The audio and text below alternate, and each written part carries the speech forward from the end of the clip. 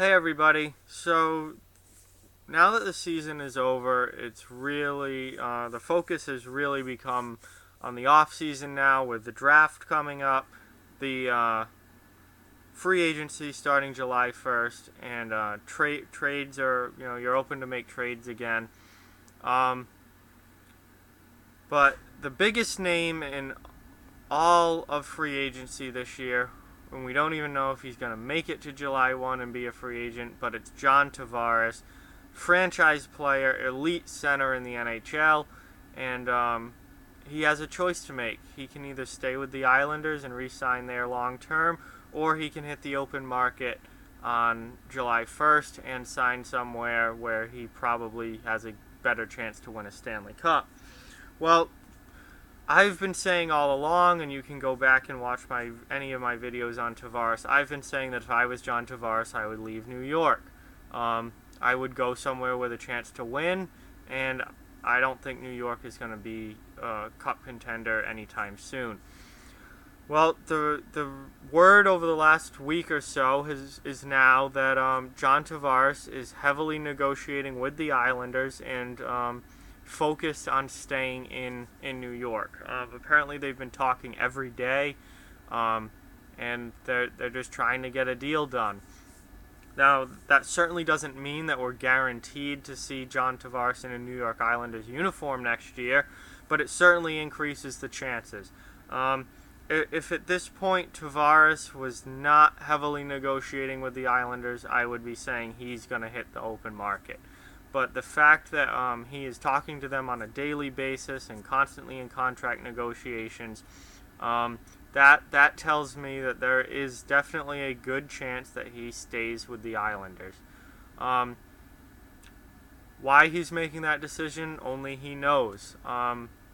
Maybe he likes playing for the Islanders and he believes in their future and he wants to stay there and be a part of that future. They do have Matt Barzal's a great young asset that they have. They've got the arena thing figured out. They're moving to Belmont Park, so they're going back to the island and getting the hell out of Barclays Center. That's a few years down the line while they build the arena, but it's happening. Garth Snow's gone. Doug Waite's gone, so they brought in Lou Lamoriello. They're going to have a new coach next year. Maybe that's enough for Tavares to go. That this team is trending upward for the future, and if I stay here, I can be a lifelong Islander. I can be an all-time great franchise Islander, and maybe in a few years from now, we're gonna be a legitimate Stanley Cup contender. Maybe that's what he's thinking. Maybe he's just seeing what's out there, maybe seeing what the Islanders are willing to give him, and maybe he, in the end, does end up hitting free agency and just, wanted to see what the Islanders were willing to give him, and then on July 1, he'll see what other teams are willing to give him.